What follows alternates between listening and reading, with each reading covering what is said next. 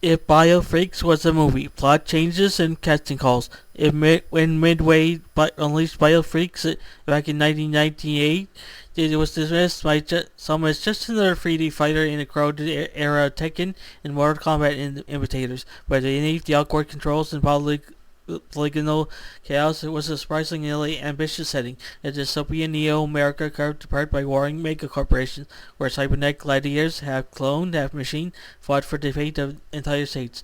Now imagine that twisted version of techno-corporate warfare reimagined for the big screen. A Bio-F.R.E.A.K.S movie would be more than a fighting game adaptation.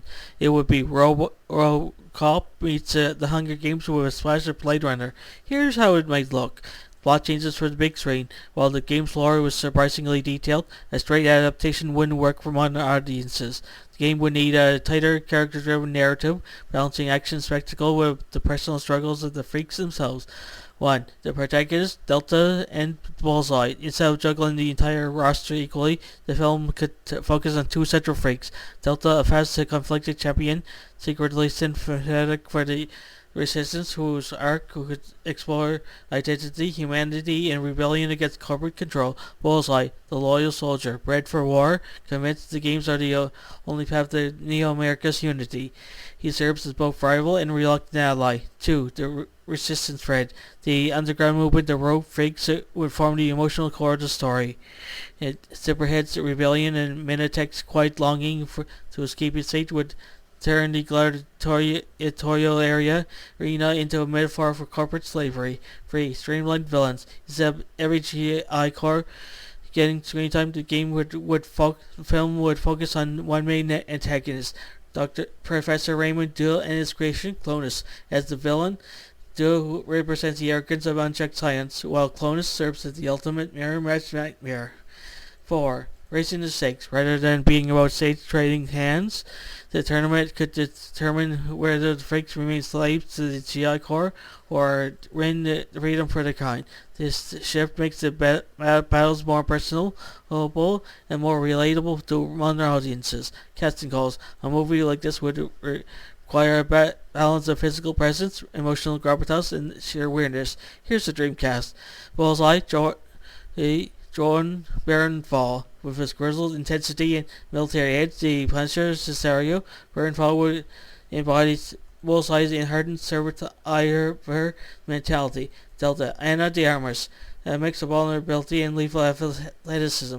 Blade Runner 24/9, D9, No Time to Die. De Armas would make Delta the heart of the story. Minitech, Idris Elba, voice and motion capture. Elba's commanding presence makes him the perfect tragic dozer turned bird beneath armor, yet yearning for freedom. Side clown, Bill Skarsgård. Nobody does unhinge like Skarsgård. His wire frame and ability to slip between creepy and charismatic would bring Cyclone's manic clone energy to life. Sabotage, Charlize Theron. With her atomic blonde and Mad Max Fury Road credentials, Theron would nail the deadly bounty hunter turned prototype arc.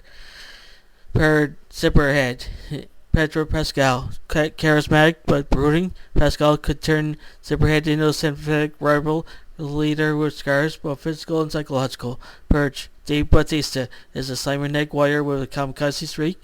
Bautista could channel both ferocity and surprising depth.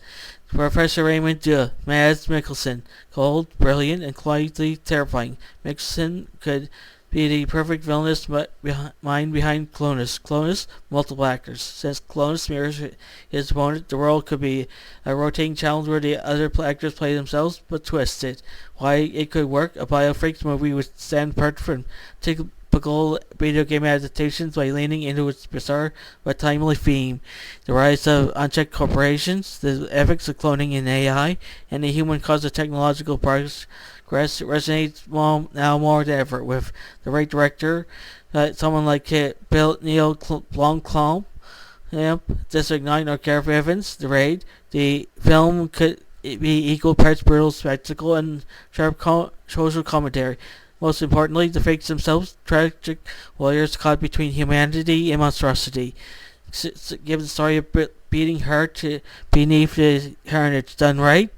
Bio-F.R.E.A.K.S wouldn't be just another video game movie. It could be a cult cyberpunk classic in the making. Hey there, fantasy and science fiction fan lovers. If you can't get enough of mystical realms, futuristic worlds, and thrilling adventures, then you come to the right place. By subscribing to fantasy and science fiction at Story Nori, you gain access to an amazing collection of stories that will transport you to realms beyond your imagination. By hitting that subscribe button, you'll never miss out on the latest tales of wizards, time travels, space exploration, and so much more.